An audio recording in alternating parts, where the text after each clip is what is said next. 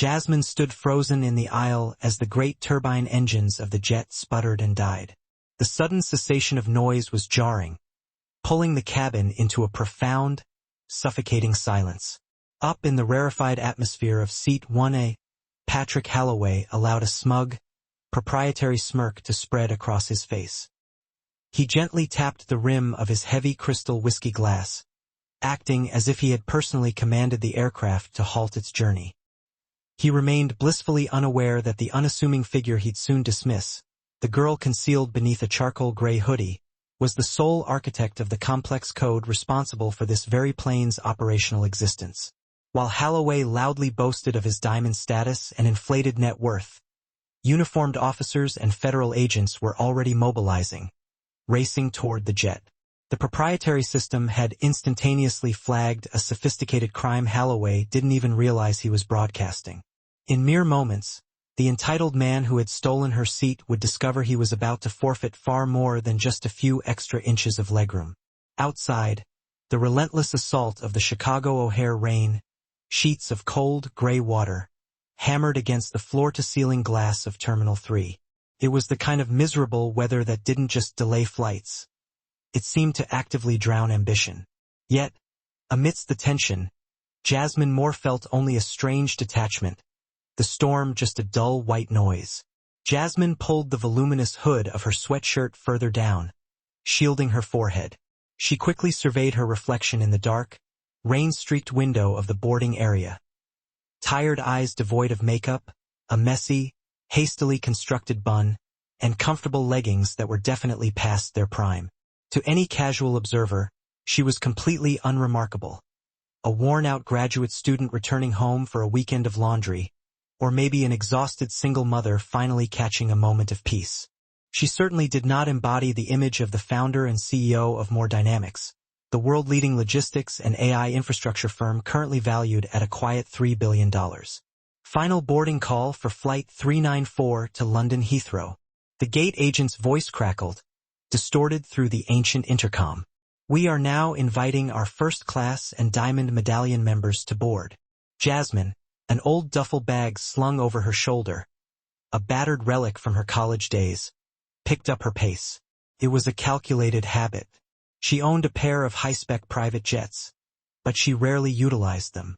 Jasmine rigidly believed that to effectively manage a global logistics empire that serviced nearly every major airline, she needed to intimately understand the user experience. She needed to personally feel the cramped seats, taste the overstale airplane coffee, and witness the friction of systemic delays firsthand. Today, however, she had treated herself. Following a brutal, week-long series of high-stakes negotiations in Silicon Valley, she had booked the prized window seat 1A in first class, intending to sink into anonymity and sleep for the entire 7-hour crossing. She approached the podium. The gate agent, a man named Brandon whose name tag dangled precariously crooked on his lapel, didn't bother making eye contact. He simply offered a vague, dismissive gesture toward the scanner. Jasmine held her phone beneath the laser. The machine emitted a pleasant, affirmative green beep. "Thanks," she murmured softly. Brandon finally looked up. He took in her faded attire, then glanced at the first-class designation glaring on his screen. He frowned, his eyes narrowing, attempting to reconcile what appeared to him like an impossible glitch in the reality matrix. "You're in 1A. That's correct," Jasmine replied, her voice remaining soft but edged with steel. He cleared his throat loudly. "Identity check?" Brandon muttered, grabbing her passport and flipping through it with unnecessary aggression, bending the spine with his impatience. He was visibly searching for any flimsy excuse, any minor reason to delay or deny her passage. It was only when he saw the thick cluster of stamps, Tokyo, Dubai, Singapore, and Davos, that he finally paused. He slapped the passport back onto the counter with a curt grunt. "Go ahead. Turn left." Jasmine walked onto the jet bridge. The air immediately grew cooler, thick with the smell of recycled oxygen and refined aviation fuel. She was ready for quiet, a glass of quality champagne, and a warm, weighted blanket. She stepped onto the plane, where she was met by the lead flight attendant, a striking blonde named Tiffany, whose professional smile failed to reach the coldness in her eyes. "Boarding pass?" Tiffany asked, her tone noticeably sharp. Jasmine held up her phone screen again. Tiffany barely glanced at the glowing display. "1A, right? Just keep your duffel bag under the seat, please. The overhead bins in first are reserved for full-fare passengers." Jasmine stopped. "I am a full-fare passenger." Tiffany offered a tight, sickeningly condescending smile. "Of course. Just trying to save space for the actual business travelers, darling. Go ahead." Jasmine simply didn't possess the energy to engage in the tedious argument. She just wanted to sit down. She turned left into the first-class cabin. It was dim, plush, and overwhelmingly quiet. The wide, sculpted leather seats looked like pure heaven. She counted the rows as she walked toward the nose of the plane. 1D, 1C, 1B, 1A. But when she reached seat 1A, it was not empty. Sitting there was a man in his late 40s, impeccably dressed in a bespoke navy suit that likely cost more than Jasmine's first car. He was leisurely sipping a pre-departure whiskey, his legs crossed imperiously, typing with intense focus on a sleek tablet. He possessed the unmistakable, entitled demeanor of a man who had been told no precisely 0 times in his entire life. Jasmine checked her phone again. Definitely 1A. She cleared her throat politely. "Excuse me, sir." The man didn't look up. He merely held up one manicured finger, silencing her instantly while he hammered out the final sentence of his text. Jasmine waited, counting the seconds. 5, then 10. Finally, he hit send and looked up, his eyes sweeping over her hoodie and leggings with an unmistakable look of utter disgust. "Can I possibly help you?" "I think you're in my seat," Jasmine said calmly. "I'm in 1A. The man burst out laughing, a dry, humorless sound that lacked any warmth. "You must be terribly mistaken. Economy is that way, sweetheart." He jabbed his thumb dismissively over his shoulder without bothering to look back. "I'm not mistaken," Jasmine insisted, taking a step closer. "I have 1A on my boarding pass. If you would just check yours, I'd sincerely appreciate it." The man, whose name was Patrick Halloway, sighed with exaggerated dramatic flair.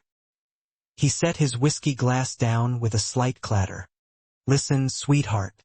I don't know how a little lost bird like you managed to get up here. Maybe some kind of temporary upgrade glitch, or perhaps you're simply lost. But I am a Platinum Diamond member. I always sit in 1A.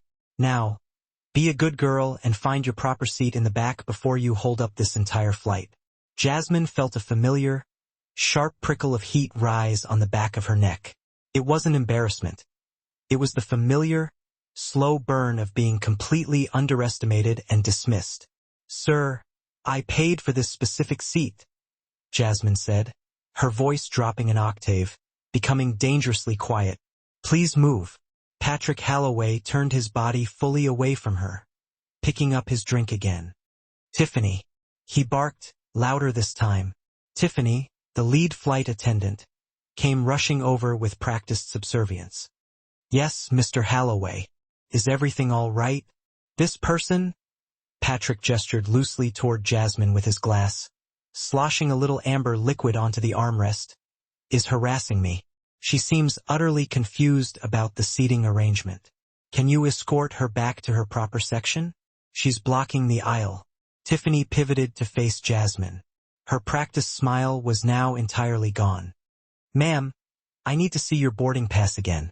Jasmine held out her phone. The screen clearly displayed, "More, Jasmine. Seat 1A." Tiffany stared at the screen. Then she stared at Patrick Halloway. Patrick Halloway was a known entity, a frequent flyer, loud, demanding, a poor tipper, but indisputable status. Jasmine Moore, in her cheap hoodie and scuffed sneakers, was a volatile variable. In Tiffany's rigidly defined world, one always protected the status. "There seems to be a double booking," Tiffany lied smoothly. She didn't check a computer, nor did she call the gate. She simply made an immediate, cold choice. "That's not possible," Jasmine stated flatly. "I booked this ticket 3 weeks ago." "Well, Mr. Halloway is already comfortably seated," Tiffany countered, her voice adopting that sickeningly sweet, patronizing tone reserved for reprimanding children. "And he is one of our premier flyers. So, I am going to have to ask you to take a seat in the main cabin. We have a lovely exit row seat open in row 34. There's extra legroom there." Jasmine simply stared at her. "You're kicking me out of the paid first-class seat to put me in row 34. Simply because he's already sitting down. I am moving you because of an operational error," Tiffany snapped, finally losing the brittle veneer of patience. "Now, we need to close the doors. You can either take seat 34B, or you can get off the plane. Those are your only options." Patrick Holloway chuckled, lifting his glass to salute the flight attendant. "Go on, honey. The view is exactly the same from the back. Less glare on your phone, too." Jasmine looked at Patrick. She looked at Tiffany. She scanned the silent cabin. A few other first-class passengers were watching. A businessman in 2B looked acutely uncomfortable but said nothing. A woman in 2A was actively filming the exchange with her phone, crudely concealing it behind a glossy magazine. Jasmine drew a deep, slow breath. She could easily ignite a chaotic scene. She could demand security. She could pull the explosive, "Do you know who I am?" card. But Jasmine Moore always played the long game. Always. 34B, Jasmine repeated, her voice now completely devoid of inflection. "Yes," Tiffany said, pointing rigidly toward the economy curtain. "Right now." "Okay." Jasmine agreed. She didn't scream, didn't cry, and didn't even argue. She simply adjusted her grip on the strap of her battered duffel bag and turned away. As she walked past, she heard Patrick Holloway mutter, loud enough for her to catch every word. "Affirmative action finally failing where it counts." Jasmine didn't break her stride. She walked through the heavy curtain, past the economy comfort section, past the bulkhead, all the way back to the cramped sanctuary of row 34. She squeezed herself into the dreaded middle seat, 34B, situated between a young man asleep with his mouth alarmingly agape and an elderly woman diligently knitting a thick purple scarf. The older woman, whose name tag identified her as Martha, looked at Jasmine with kind, slightly watery eyes. "Oh dear, you look like you've had a rough day. Did they bump you?" Jasmine buckled her seatbelt. She pulled out her phone. "Something like that. That's a real shame," Martha said sympathetically. "Here, have a peppermint." Jasmine accepted the small, crinkly candy. "Thank you." She unlocked her phone. She didn't open Instagram, nor did she check her text messages.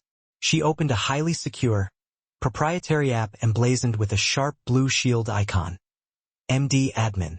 This was the administrative override panel for the More Dynamics logistics software, the very system that managed the flight's manifesting, calculated crucial weight and balance figures, and, most importantly, handled the mandatory digital handshake required for the plane's avionics to successfully communicate with the ground server for takeoff clearance.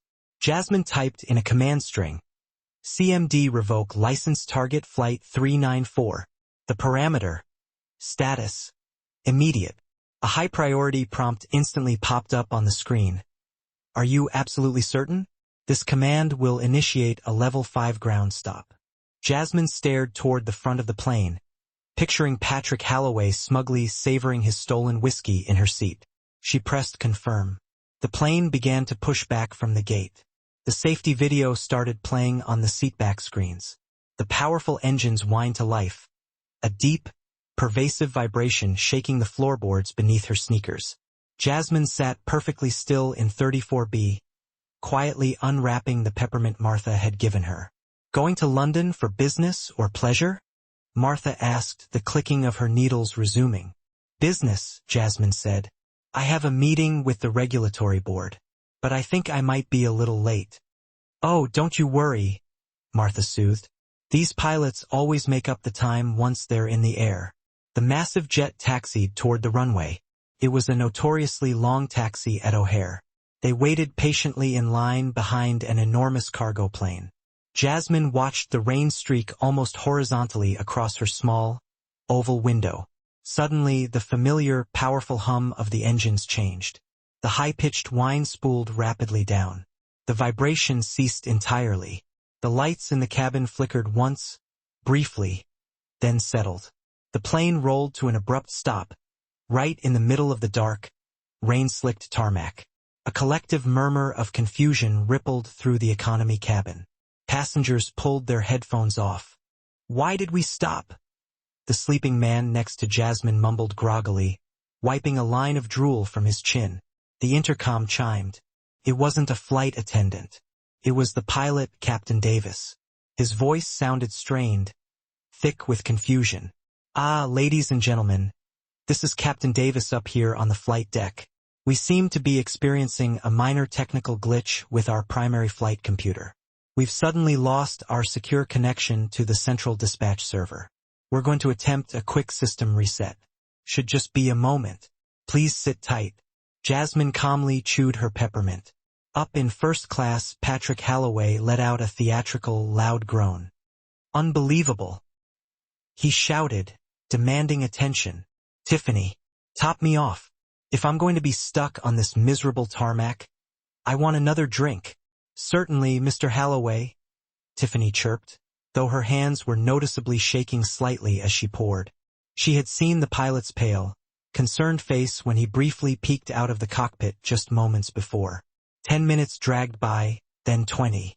The recycled air in the cabin began to feel thick and stuffy. The intercom chimed again. "Folks, Captain Davis again. The reset procedure didn't work. We are currently getting an error message that, well, we've genuinely never seen before.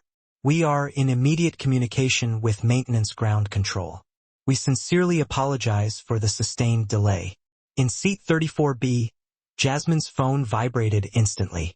It was a priority text from her chief technology officer, David. "David, alert on the dashboard. Did you just kill the or token for a specific aircraft ID? We're seeing a total software lockout on Flight 394. Jasmine, yes. The hardware is compromised. David. David, compromised? How? Cyber attack? Jasmine, number theft of assets. Specifically, seat 1A. Standby." Jasmine slipped her phone into her pocket. A noticeable commotion began at the front of the plane. The thick first-class curtain was suddenly whipped open. Tiffany came marching down the aisle, her face frantic and drawn. She was clearly heading toward the back galley, likely to grab the emergency satellite phone to talk to the captain again. As she rushed past row 34, she briefly locked eyes with Jasmine. Jasmine didn't look away. She offered Tiffany a small, unervingly calm smile. Tiffany faltered, visibly slowing down, a deep look of confusion crossing her face. Why was the girl in the inexpensive hoodie so perfectly serene? Everyone else was groaning, complaining, frantically texting their families. The girl in the hoodie looked as though she was calmly watching a dramatic movie she had already fully scripted and seen. The plane remained immobilized for 45 minutes. The cabin temperature was steadily rising. A baby started crying miserably 3 rows ahead. Then, the view out Jasmine's small window shifted dramatically. Blue and red emergency lights began flashing against the rain-slicked tarmac. 1 police car, then 2, then 3, followed by a black, intimidating SUV with darkly tinted windows. Finally, a mobile stair car drove aggressively toward the side of the plane. "Oh my," Martha whispered, peering nervously out the window. "Police. I hope there isn't a bomb." "I don't think it's a bomb," Jasmine replied. The intercom clicked one last time. This time, the captain's voice was serious, grave, and entirely official. "Ladies and gentlemen, we have been ordered by the Federal Aviation Administration and airport police to return to the gate immediately, but we are presently unable to move the aircraft due to the software lock. Authorities will be boarding the aircraft via the mobile stairs to address a critical security breach. Please remain seated with your seatbelts securely fastened." A security breach. The words hung heavily in the air like thick smoke. The side door of the plane, located just behind first class but before the economy bulkhead, was aggressively thumped from the outside. Tiffany rushed to open it. A sudden blast of cold wind and rain swirled into the cabin. 2 large, uniformed police officers stepped aboard, followed immediately by a man in a trench coat who looked profoundly exhausted, as if he hadn't slept in a week, and behind him, 2 men in dark suits with discreet earpieces. The man in the trench coat flashed an ID badge at the trembling Tiffany. Federal Agent Miller. Who is the lead flight attendant? I am, Tiffany squeaked out. We have a confirmed report of a stolen identity and unauthorized access to a Class A commercial vessel, Agent Miller said, his voice booming and authoritative. We were notified that the authorization for this flight was revoked by the license holder due to, and I quote, piracy and theft of corporate property on board. Patrick Halloway, sensing an audience, proudly stood up in seat 1A. About time. Get whoever caused this off the plane so I can get to London. Agent Miller looked directly at Patrick. Then he looked down at his clipboard. We are looking for a Ms. Jasmine Moore. Tiffany pointed a shaking finger toward the back of the plane. She's in economy, row 34. I moved her there. You moved her. Agent Miller stared at Tiffany with an expression of sheer, professional bewilderment. You moved the owner of the airline's primary software infrastructure to row 34? Tiffany's face instantly went a ghostly, stark white. The what? Let's go, Miller commanded his team. The serious procession, the police, the federal agents, and the dark suits, moved down the narrow aisle. Passengers craned their necks to see. Patrick Halloway remained standing, watching them pass, a smug, contemptuous grin plastered on his face. Go get her, boys. Probably a warrant out for her arrest. The agents reached row 34. The entire economy cabin fell into complete, anticipatory silence. Agent Miller stopped right beside 34B. He looked down at Jasmine. Jasmine looked up at him. She didn't look remotely scared. She looked intensely bored. Ms. Moore? Miller asked, his authoritative tone subtly shifting to one of deep, formal respect. That's me, Jasmine confirmed. Ma'am, we received the Level 5 ground stop alert. We assumed the aircraft had been hijacked remotely. Did you send the code? I did, Jasmine said simply. May I ask why? Jasmine unbuckled her seatbelt and smoothly stood up, adjusting the oversized hoodie. Because I was informed by your crew that I was not a valid passenger for the seat I purchased. And since More Dynamics policy strictly prohibits our core software from being utilized on flights where the license holder is being defrauded, I had to revoke the operational license. She looked directly at Tiffany, who had followed the police down the aisle and was now visibly trembling near row 30. You see, Jasmine said, her voice clear and carrying effortlessly through the silent cabin. This entire plane flies on my code. If I'm not good enough to sit in the seat I paid for, then my code is certainly not good enough to fly this plane. Agent Miller suppressed a genuine, professional smile. He turned to Tiffany. Is that true? Did you remove Ms. Moore from her assigned first-class seat? Mr. Halloway. He's a Diamond member. Tiffany stammered pathetically. She was wearing a hoodie. I see, Miller said flatly. He turned back to Jasmine. Miss Moore, what exactly do you require to restore the flight status? We currently have a tarmac full of angry people and ground crews waiting. I need my seat, Jasmine said simply. And I need the person who stole it removed from the premises. And I want an immediate apology. Consider it done, Miller confirmed instantly. He turned to his uniformed officers. Escort Ms. Moore to the front. You two, go remove the passenger currently occupying 1A. The walk back to the front of the plane felt fundamentally different from the walk to the back. Jasmine led the way, surrounded and protected by federal agents. Behind them slunk a terrified Tiffany. As she passed the rows of economy, people were no longer whispering about the girl in the hoodie. They were staring in open awe. A guy in row 20 started a slow, deliberate clap. Caught on rapidly. By the time Jasmine reached the bulkhead, nearly half the plane was participating in a rhythmic ovation. They reached the first-class curtain. Jasmine swept it dramatically aside. Patrick Halloway was still standing there, leaning arrogantly against the galley wall, radiating impatience. When he saw Jasmine return flanked by law enforcement, he smirked wider. Finally, Patrick announced, "Take her away, and get me a refill while you're at it." Agent Miller stepped smoothly around Jasmine. He was a large, imposing man, and he loomed easily over Patrick. "Mr. Patrick Halloway?" Miller asked. "Yes. And you are?"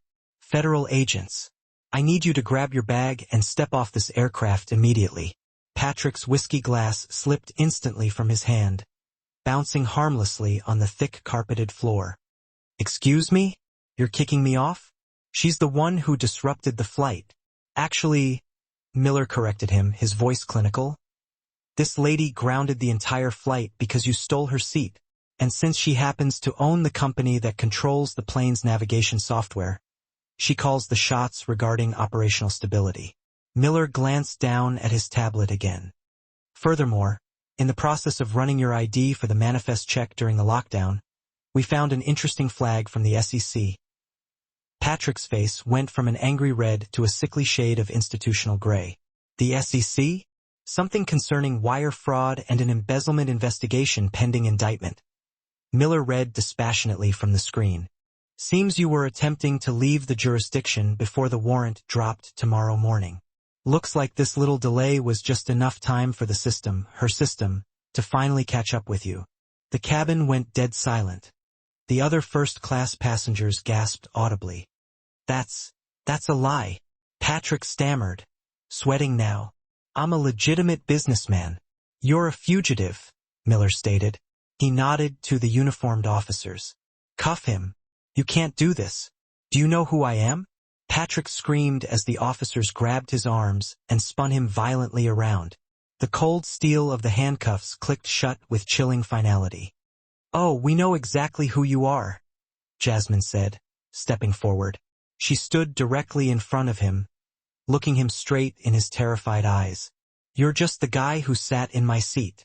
You beat me." Patrick spat, struggling against the cuffs. "You ruined everything." "No, Patrick," Jasmine said coolly. "You did. All you had to do was check your boarding pass. All you had to do was simply be decent. But you judged a book by its worn cover. And now the library is permanently closed." The officers hauled Patrick toward the door. He kicked and screamed, dragging his feet, his expensive Italian loafers scuffing the plush carpeting.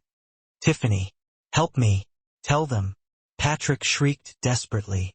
Tiffany stared at the floor, absolutely refusing to make eye contact as they dragged him out into the cold, incessant rain. The first-class cabin erupted into a fresh wave of applause. The woman in 2A, still filming, shouted, "That's going straight on TikTok right now." Jasmine turned to Agent Miller. "Thank you, Agent." "My absolute pleasure, Ms. Moore," Miller replied, tipping his imaginary hat and exited the plane. Jasmine turned to Tiffany. The flight attendant stood frozen, her professional composure entirely shattered. She looked like a fragile porcelain doll about to splinter. Fat, silent tears were scoring tracks down her face, ruining her perfect makeup. "Ms. Moore, I am so sorry," Tiffany choked out, her voice barely a wet whisper. "I didn't know. Truly, I didn't. I saw the clothes and I just assumed. It was inexcusable. I should have checked the manifest. I should have verified. Please don't fire me. I have a mortgage and I'm putting my sister through college." Jasmine looked at her. She wasn't a sadist. She was, however, a businesswoman dedicated to ruthless efficiency and setting clear expectations. "I'm not going to fire you, Tiffany," Jasmine stated, her voice devoid of warmth, pragmatic and final. Tiffany let out a loud, shaky gasp of relief, slumping against the door frame. "Oh, thank you. Thank you so much." But Jasmine continued, cutting through the attendant's gratitude with the crispness of a closing elevator door. "You aren't working first class on this flight or any flight for a long time. Effective immediately, you are swapping positions with the attendant in the rear galley. You're going to serve economy, Tiffany. You are going to learn what it's like to treat every single passenger with the respect mandated by our corporate guidelines, regardless of their perceived socioeconomic status or what brand of clothing they choose to wear."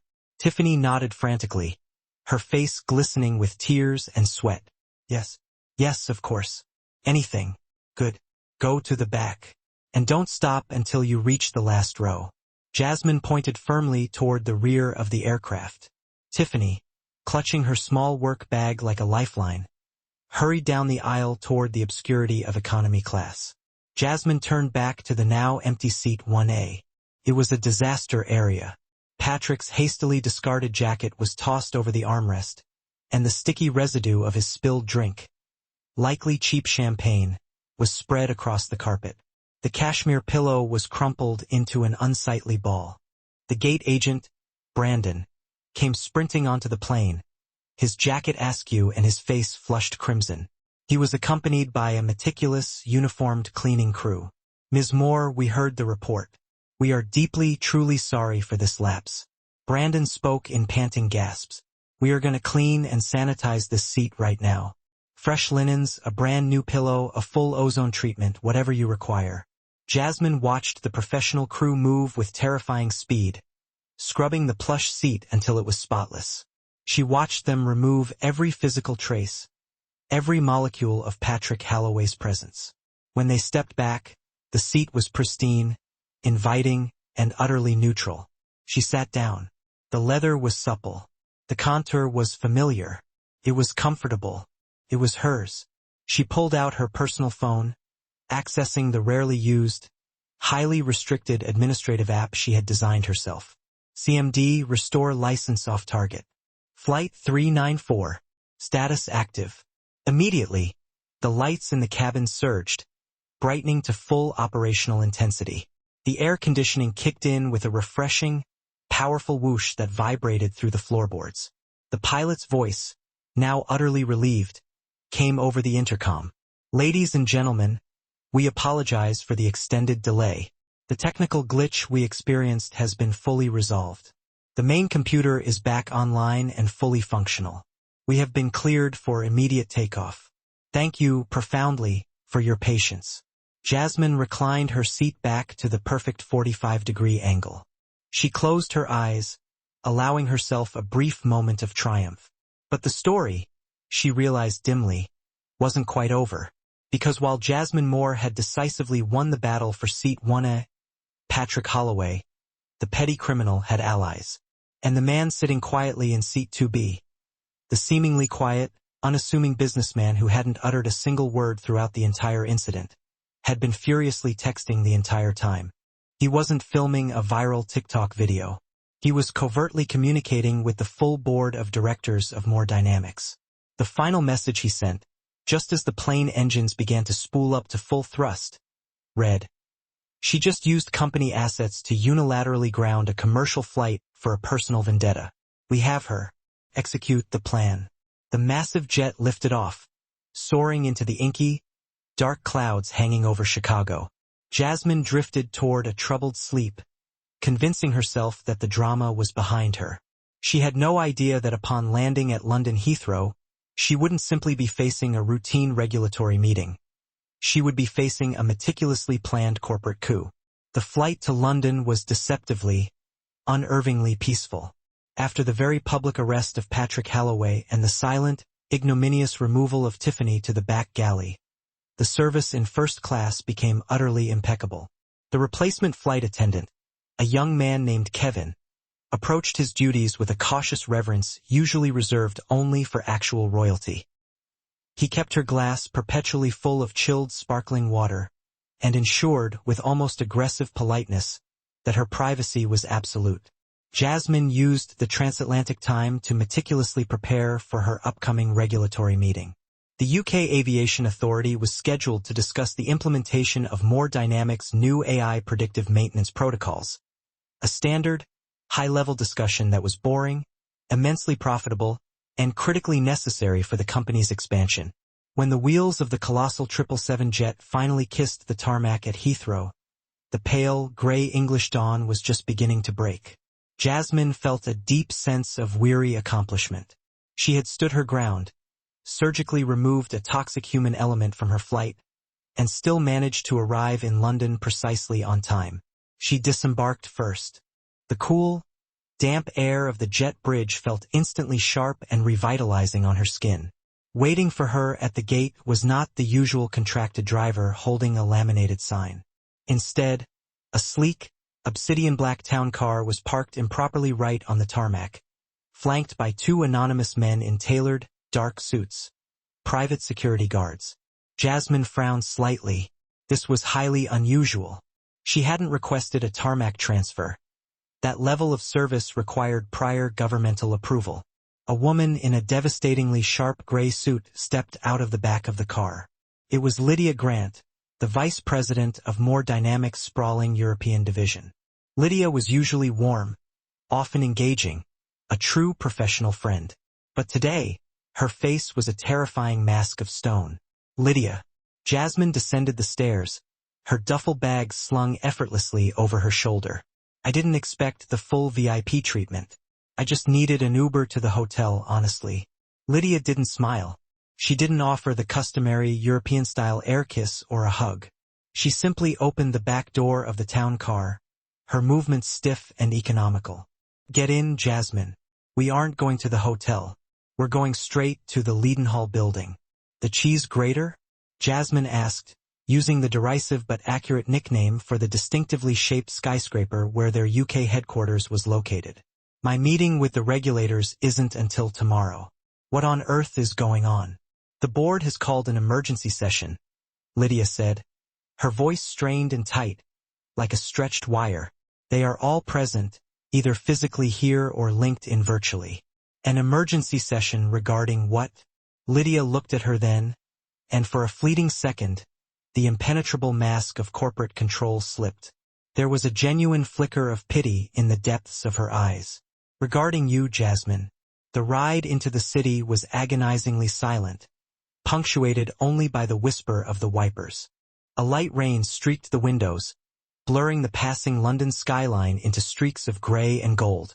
Jasmine compulsively checked her phone. Her access to the company servers, the very powerful override access she had used barely 2 hours earlier to ground the plane, was suddenly lagging, operating in slow motion.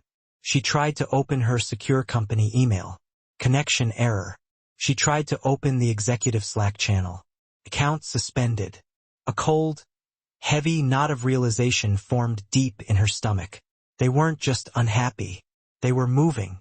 They arrived at the monumental Leadenhall building. The elevator ride to the 45th floor felt like a slow, deliberate ascent to the gallows. When the doors opened, the office floor was eerily, unnaturally quiet. The receptionists, rigid at their desks, avoided her gaze entirely. Lydia ushered her into the main executive conference room. It was a glass-walled, high-tech aquarium of concentrated corporate power. Sitting ramrod straight at the long, polished mahogany table was the chairman of the board, Arthur Pendergast. He was a monolithic figure, and sitting directly next to him, looking remarkably fresh and annoyingly composed despite having just flown 7 hours in seat 2B, was the man from the flight. Jasmine stopped abruptly in the doorway, her breath catching. You, she whispered, the syllable heavy with recognition and dawning rage. The man from 2B offered a slow, predatory smile. He was a shark wearing an exquisitely tailored Seville row suit. Hello, Jasmine. I don't think we've been formally introduced. I'm Charles Weatherb. Oh wait, no sorry. I go by Charles Weatherb now. Consultant for the board. Jasmine let her duffel bag drop heavily onto the carpet with a dull thud. You were on the flight. You saw what happened. I did. Charles Weatherb confirmed smoothly, leaning back slightly, his expression one of bored amusement. I saw a CEO suffer what was, at most, a minor personal inconvenience and retaliate by causing a global logistics paralysis, costing this company an estimated $12 million in delays, fuel burn, and irreparable reputation damage, all in under 1 hour. Minor inconvenience? Jasmine walked purposefully to the table, bracing her hands flat against the cool, unforgiving mahogany surface. I was racially profiled, denied the first-class service I paid for, and publicly humiliated by your employees. I utilized the security protocols I personally wrote to protect the integrity of the company assets. A plane flown under fraudulent manifests is not an inconvenience. It is an egregious federal liability. That's a cute, almost poetic spin, Arthur Pendergast rumbled heavily. He was a massive man with a sprawling white beard, the very embodiment of the kind of old money investor who despises disruption and unpredictability. But the fact remains, Jasmine, you treated a Boeing 777, an asset of this corporation, like your personal toy. You grounded a flight because your ego, quite frankly, was bruised. Patrick Holloway was a criminal. Jasmine shot back, her voice rising in genuine indignation. The FBI arrested him for wire fraud and money laundering. If I hadn't grounded that plane, he would have escaped justice using our aircraft. I saved us from potentially being accessories to a federal crime. We know about Mr. Holloway, Charles Weatherd interjected smoothly. He tapped lightly on a high-end tablet on the table. But you didn't know that definitively when you hit the kill switch and grounded the plane. You grounded it because he took your preferred seat. The subsequent arrest was merely a lucky, retroactive coincidence that you are now attempting to use as cover for your reckless tracks. The large screen behind the conference table flickered to life. The faces of the other 10 board members appeared via video link from various international locations. They looked uniformly grim, serious, and judgmental. Jasmine, Arthur said, standing up, his frame dominating the room. The investors are spooked.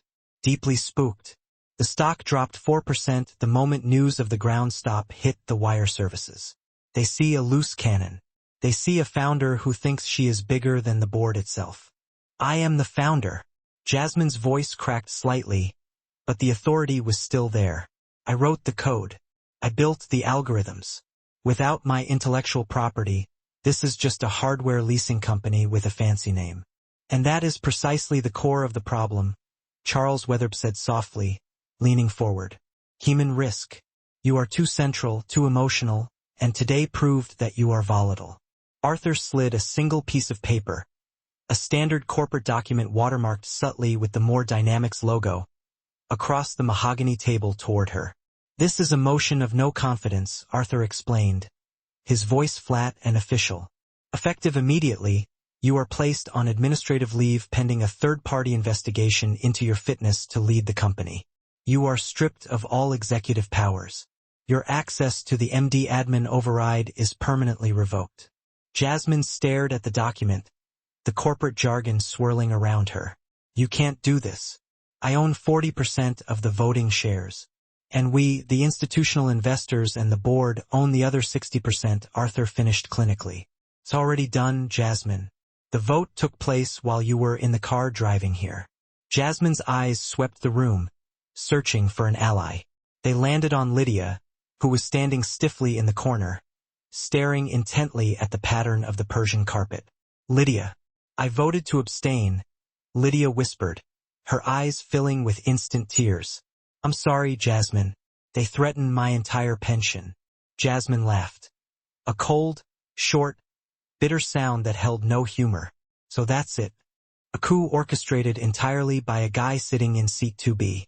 Charles Weatherd rose to his feet and walked over to her. He smelled overwhelmingly of expensive Italian cologne and freshly minted treachery.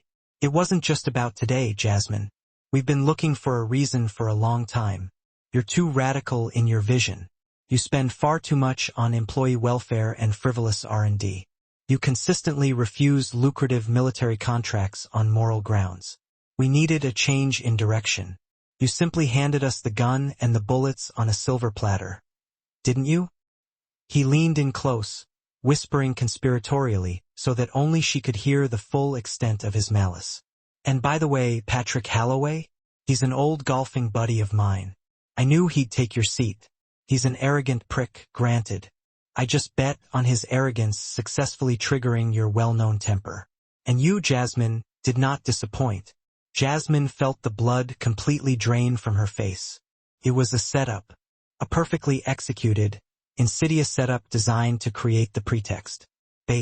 Get out, Arthur Pendergast ordered, pointing a thick finger toward the heavy glass doors. Security will escort you from the premises. Do not speak to the press. Do not speak to the employees. If you violate the NDA, we will have you financially ruined. We will sue you until you are selling that college hoodie on eBay just to pay the bills. Jasmine reached down and slowly picked up her duffel bag.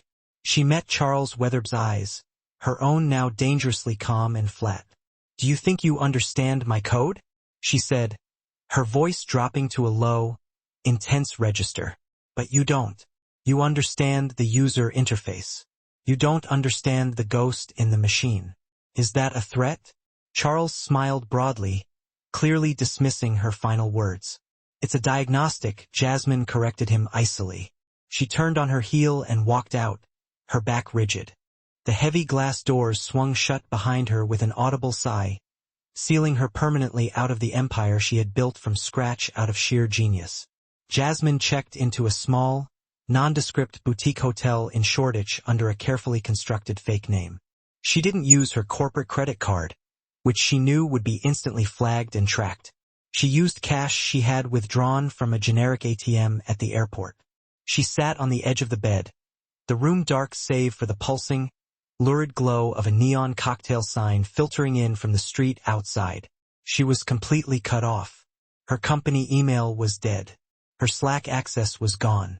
Even her verified public Twitter account, her main communication tool with the tech community, had been locked for suspicious activity.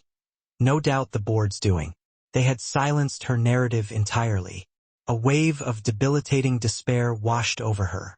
Maybe they were right. Had she truly reacted emotionally? Had she thrown away a potential billion-dollar legacy, the work of a decade, over a single seat? She grabbed the remote and turned on the small wall-mounted TV, seeking distraction. BBC News was on. Breaking news in the global tech world.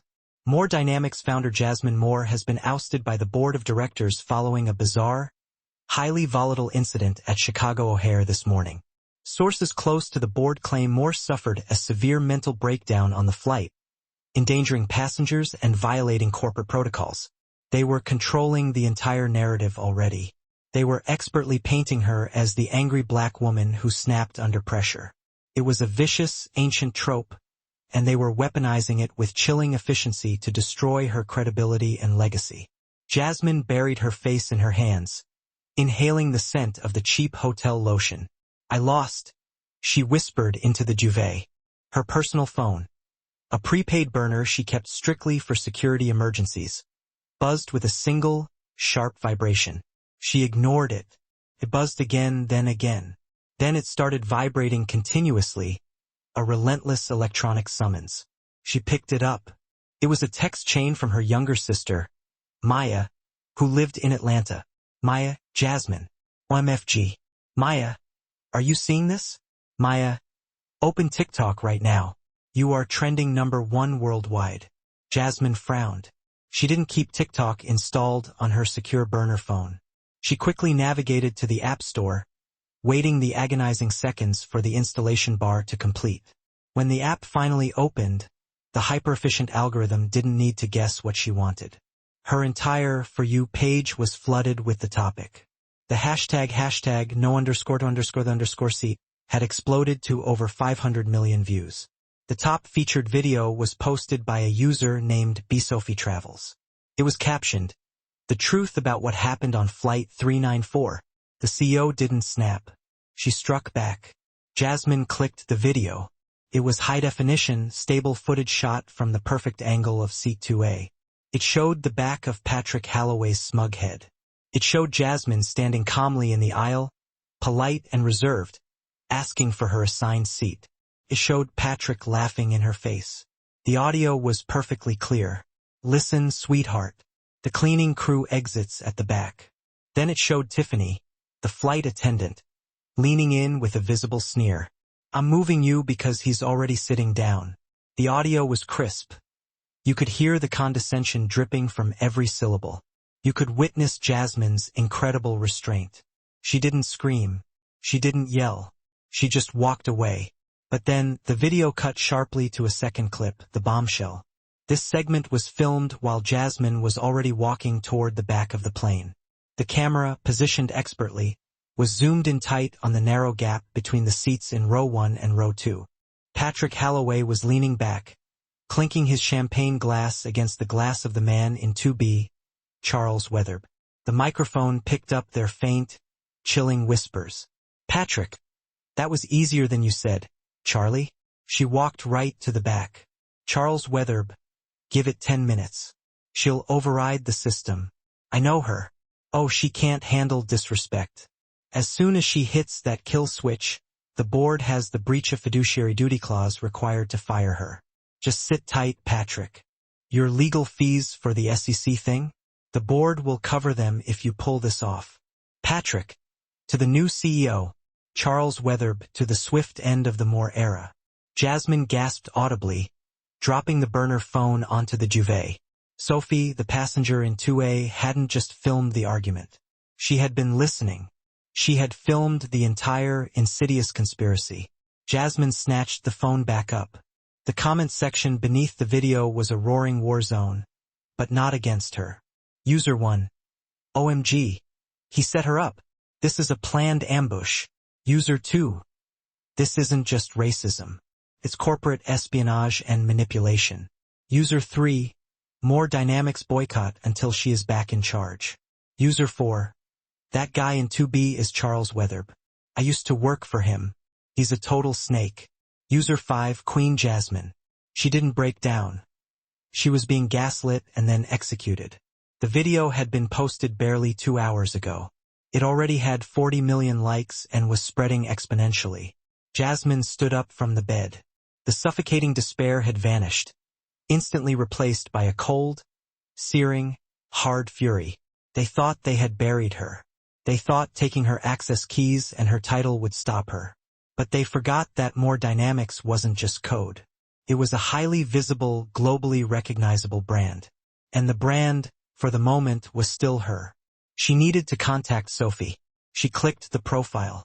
Sophie was streaming live right now. Jasmine tapped into the live stream. Sophie was sitting in a typical mid-range hotel room in London. Likely the exact hotel the airline had put the delayed passengers in. Guys, I'm telling you, Sophie was saying emphatically to the camera, her pink hair vibrant under the hotel lighting. I was absolutely terrified to post this. But when I saw the news saying she had a mental breakdown, I couldn't let them lie about Ms. Moore. That man in 2B plotted the entire thing. Jasmine quickly created a username. The real Jasmine Moore. She typed into the chat box. The real Jasmine Moore. Sophie. Check your DMs. It's me. The chat instantly exploded into a frenzy of OMGs and capital letters. Is that her? Jasmine is in the chat. Sophie squinted at her phone screen, her mouth dropping open. No way. Is that really you, Jasmine?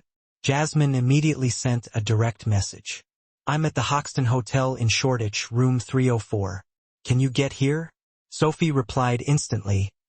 I'm 10 minutes away. I'm bringing the raw files. Jasmine walked into the bathroom and splashed cold water on her face, shocking her system back to full awareness. She looked in the mirror. She looked exhausted, yes, but the debilitating fear was utterly gone. 20 minutes later, there was a tentative knock at the door. Jasmine opened it. Standing there was the young woman with the pink hair, holding a heavy laptop bag. It was Sophie, and directly behind her was a tall, nervous man setting up professional camera equipment. I hope you don't mind, Sophie said breathlessly. This is my brother, Liam. He's an editor and videographer. We thought you might want to make a statement. A real one, not just a crappy press release. Jasmine smiled. It was the first genuine, unforced smile she had cracked all day. Come in, Jasmine said, stepping aside. Set it up. What exactly are we going to do? Liam asked, quickly assembling a ring light and adjusting the camera lens. The board blocked me from the company servers, Jasmine said, sitting down in the hotel armchair and crossing her legs elegantly. She looked regal, even in her rumpled travel clothes. They control the internal communications. They control the press releases they feed to the BBC. But they do not control the internet. We're going to burn them down, Sophie said, grinning widely. No, Jasmine corrected her, her voice calm and authoritative. We're going to tell the truth, completely unedited. And then we are going to let the global market decide who runs More Dynamics. She looked directly into the lens of Liam's camera, her eyes sharp and focused. Ready? Liam asked, giving a slight nod. Rolling, Sophie confirmed, hitting record on the external hard drive. Jasmine leaned forward, resting her elbow on the armrest. "My name is Jasmine Moore, and I'd like to introduce you to the man who stole my seat, and the man who paid him to do it." She began to speak, detailing the corporate betrayal with chilling precision. Outside the window, the London rain began to pour in earnest, washing away the old regime one viral second at a time. Meanwhile, across the city in the imposing, silent glass tower of the Leadenhall building, Charles Weatherd was gleefully popping a bottle of Dom Perignon. "To a job well done," Charles said, toasting Arthur Pendergast with a full flute. "The stock is stabilizing nicely. She's gone, completely neutered. No noise, no fuss." Arthur's secretary burst into the conference room. She didn't knock. Her face was stark white, stripped of all color. "Mr. Pendergast, Mr. Weatherd," she stammered, completely out of breath. "What is it?"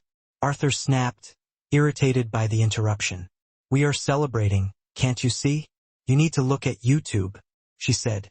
"The live stream already has 2 million viewers, and it's climbing by 100,000 every single minute." Charles Weatherd's satisfied smile completely faltered. "What live stream?" The secretary pointed a trembling finger at a tablet screen. She's playing the audio from the plane. The audio of you, Charles." Charles dropped his champagne glass. It shattered violently on the polished floor, expensive champagne soaking instantly into the thick, executive rug. The karma hadn't just hit back. It had gone nuclear. The Leadenhall building, usually a bastion of quiet, ruthless corporate efficiency, had instantly descended into anarchy. In the boardroom on the 45th floor, the silence was replaced by a deafening cacophony of ringing phones. Every landline in the room was lighting up simultaneously. The notification chimes from 11 different executive tablets merged into a single, discordant shriek of technological alarm. Arthur Pendergast sat slumped in his chair, his massive face ashen and slick with sweat. He stared unblinkingly at the large monitor on the wall, which was no longer displaying the stable stock ticker of More Dynamics, MDYN. Instead, it broadcasted a live feed of Jasmine Moore's stream. On the screen, Jasmine held up a printed timeline. "They called it a glitch," her voice echoed through the shocked boardroom. "But listen to the timestamp. This conversation between board consultant Charles Weatherd and Patrick Halloway happened 40 minutes before I grounded the plane. This was premeditated." Arthur slowly turned his gaze to Charles. The look was no longer one of partnership or executive command. It was the look a terrified, trapped animal gives to the bait that just brought the trapdoor down. "You said he wouldn't be recorded," Arthur whispered, the betrayal evident in his voice. "You assured me that Sophie Travels was just a nobody." Charles paced wildly, sweat soaking instantly through the bespoke wool of his suit. "It's a deep fake," he snapped frantically, typing uselessly on his phone. "We claim it's AI generated. Get the PR team in here right now." "The PR team just resigned," Arthur roared, slamming his fist onto the table, the impact rattling the champagne flutes. The head of communications walked out. "She said she isn't going to jail for us." The boardroom door burst open again. An IT technician stood there, looking utterly terrified and overwhelmed. "Mr. Pendergast, you need to see the lobby." Arthur and Charles rushed to the floor-to-ceiling windows. 45 stories down, the plaza was swarming. It wasn't just a few protesters. It was thousands of people. The internet had mobilized with a terrifying, instantaneous speed. Signs were already visible in the crowds. "Stand with Jasmine and arrest Weatherd." "It's just a mob," Charles stammered, though his voice was shaking uncontrollably. "Markets don't care about mobs and activists. Look at the ticker." Arthur pointed, his finger trembling violently. MDYN is down 18.4%. The stock was in absolute free fall. Billions in market capitalization were evaporating by the second as institutional investors panicked and executed mass sell orders. No one wanted to hold stock in a company suddenly run by obvious conspirators facing federal indictments for fraud and corporate abuse. "Halt trading," Charles screamed, his voice dissolving into a desperate plea. "We can't," Arthur said, sinking defeatedly back into his chair. "The SEC has already flagged us for manipulative trading. The DOJ is opening an investigation." We, Charles, are officially radioactive. Meanwhile, in the makeshift headquarters established in Shoret, room 304 of the Hawkton Hotel had been transformed into a humming, high-stakes war room. The air was thick with cold coffee and electric tension. Jasmine sat on the rumpled bed, her expression sharp, her laptop radiating heat against her knees. Sophie, cross-legged on the floor, meticulously monitored the swirling vortex of social media feeds, tracking public sentiment minute by minute, while Liam managed the essential task of maintaining the secure data stream, his eyes darting across 3 separate monitors. CNN, BBC, Al Jazeera. Sophie ticked off, her voice rapid but steady. They are all demanding an exclusive interview. The pressure is immense. Tell them I will speak only when the entire sitting board resigns, Jasmine stated, her tone measured and utterly devoid of panic. Her secure burner phone, a custom encrypted device, vibrated urgently. It was David, her CTO, calling in from Silicon Valley. David? Jasmine answered, forcing a note of weary optimism into her voice. Tell me good news. I am living a nightmare right now. David's voice was tight, straining over background noise, adrenaline pumping through the connection. Jasmine, corporate security, just tried to execute a physical lockdown of the main server room. They had direct orders from Weatherb to scrub the admin logs, to erase them completely. If they delete those records, they destroy the irrefutable digital proof that you grounded the plane legitimately, protecting the company from a massive liability. Jasmine's eyes widened, locking onto Sophie. David, you cannot let them gain access. You understand? I know, boss, David replied, a hint of fierce pride in his voice. That's why we barricaded the doors. We.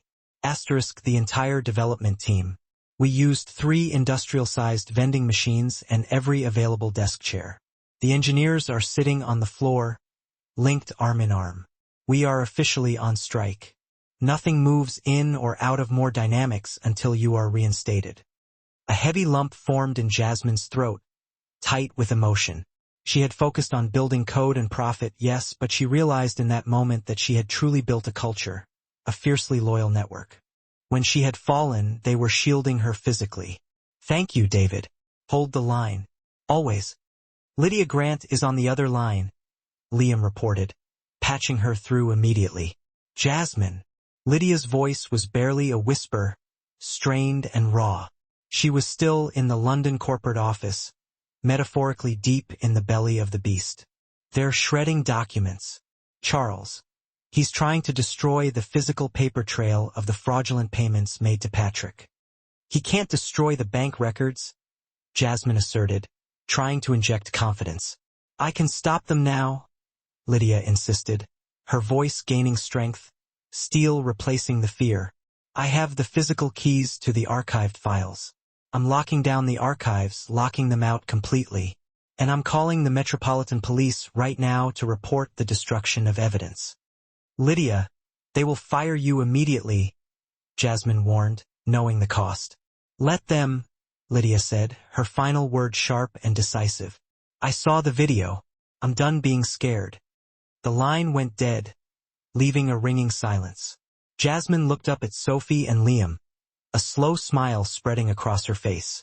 The team is fighting back, she announced. We have the leverage.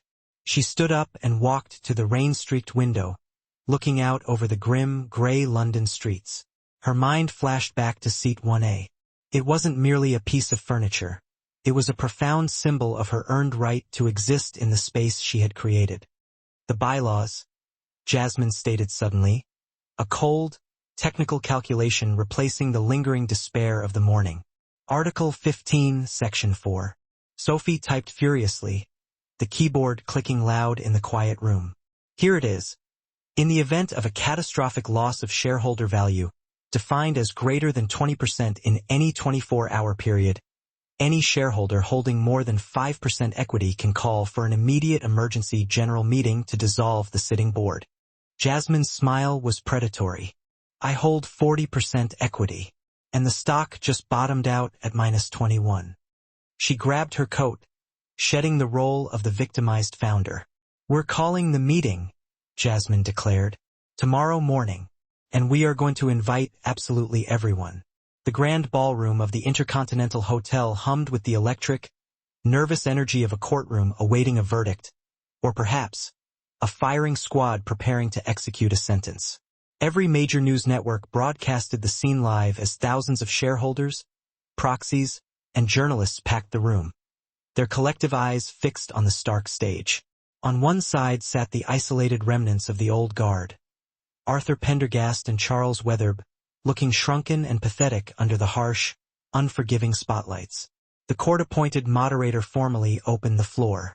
Arthur Pendergast stood first, his voice thin and trembling as he addressed the hostile, murmuring crowd.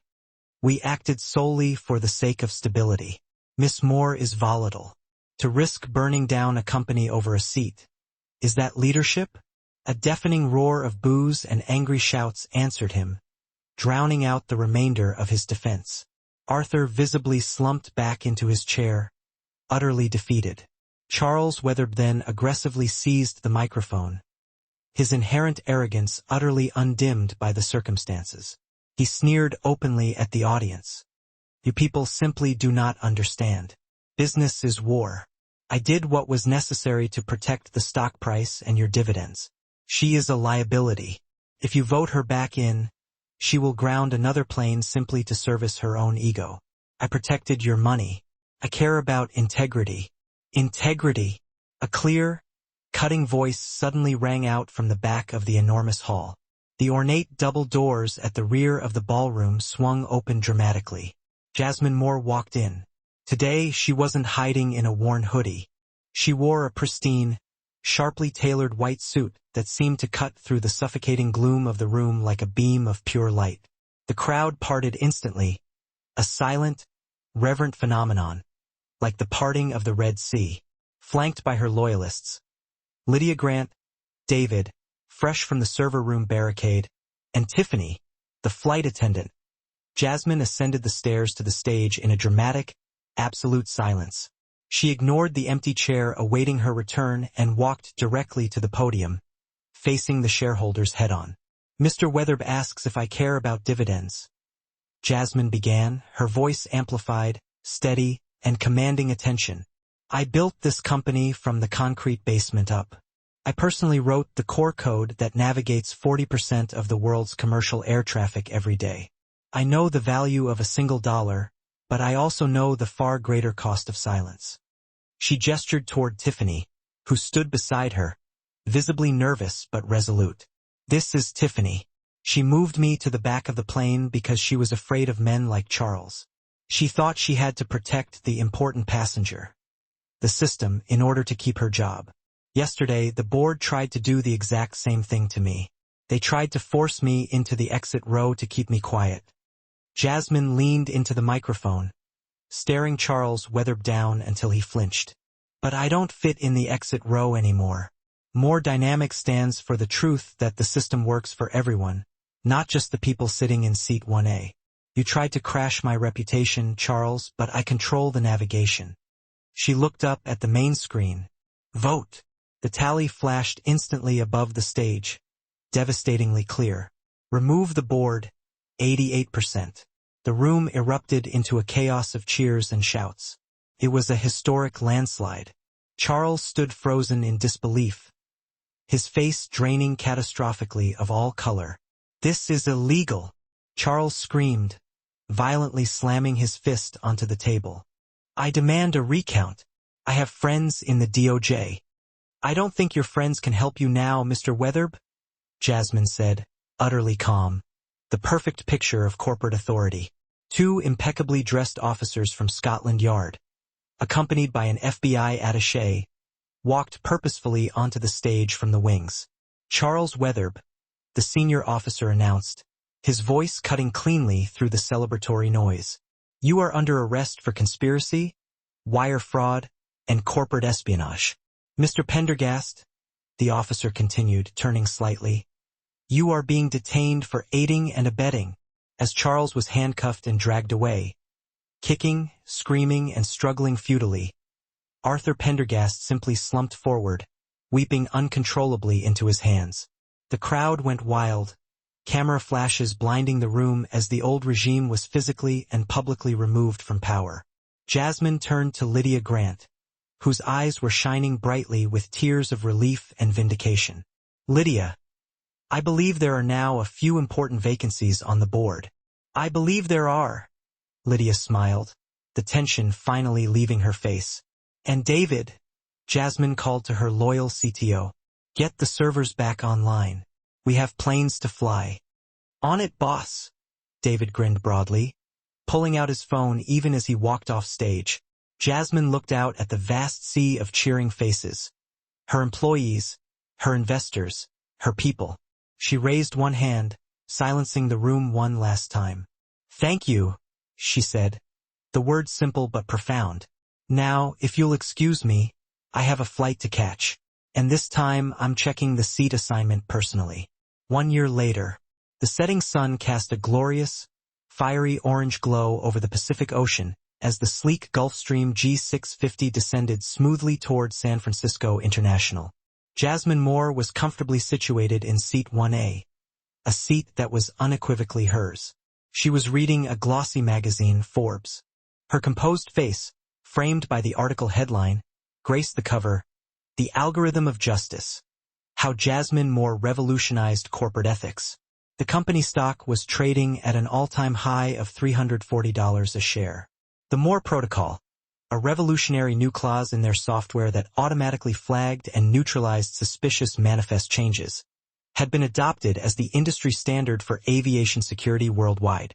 Across the aisle in seat 1B sat Lydia Grant, now the COO of More Dynamics, sipping a glass of fine champagne. "Did you see the news about Patrick?" Lydia inquired softly.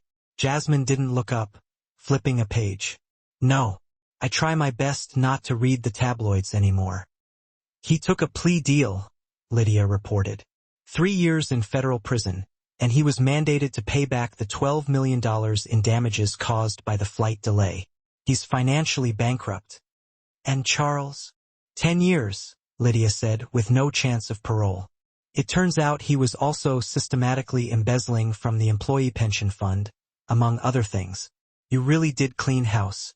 Jasmine gently closed the magazine, looking out the window at the soft, distant clouds. "I didn't do it for revenge, Lydia," Jasmine said, her voice barely audible over the engine's hum. "I know," Lydia responded immediately. "You did it for the code. Garbage in, garbage out." Jasmine smiled, a knowing, quiet expression. "Exactly. The system only works if the data is true." The plane touched down with the practiced ease of a private jet. As they taxied toward the private hangar, Jasmine checked her phone. She had a text from Tiffany, who had gone back to school with a full scholarship funded by More Dynamics and was now diligently studying to be a commercial pilot. "Passed my solo flight today. Thank you for the second chance, Jasmine." Jasmine typed back instantly. "Congratulations, Captain. The sky is yours." The plane came to a complete stop. The door hissed open, letting in the cool, crisp San Francisco air. Jasmine Moore picked up her bag, the same battered duffel bag she had carried that pivotal day in Chicago. She walked down the stairs, breathing in the undeniable scent of victory. She had lost her seat for 40 humiliating minutes, but in fighting to reclaim it, she had ensured that no one would ever question her place at the table or on the plane ever again. She walked toward the waiting black car, ready for the next meeting, the next challenge, the next flight. Because Jasmine Moore didn't just fly. She soared. Can you honestly believe the breathtaking nerve of that guy? Charles Weatherb truly believed he could simply snap his fingers and erase a brilliant CEO just because she had the audacity to wear a hoodie. Patrick Halloway and Charles Weatherb learned the ultimate lesson the hard way. When you try to steal a seat from a queen, you don't just lose your temporary spot. You lose the entire, elaborate game. Jasmine Moore didn't just reclaim her original seat. She completely cleaned house, proving once and for all that true, lasting power isn't about the expensive suit you wear, but the ethical code you live by. What would you have done if you were Jasmine? Would you have risked everything to ground the plane? Or would you have handled the situation differently? Let me know your thoughts in the comments below. I read every single one. If you thoroughly enjoyed the story of massive, satisfying corporate karma, please smash that like button. It really helps the channel grow. And if you want more stories about justice served icy cold, hit subscribe and turn on the notification bell so you never miss an upload. Until next time, fly safe, double-check your boarding passes, and never, ever let anyone take your seat. Peace out.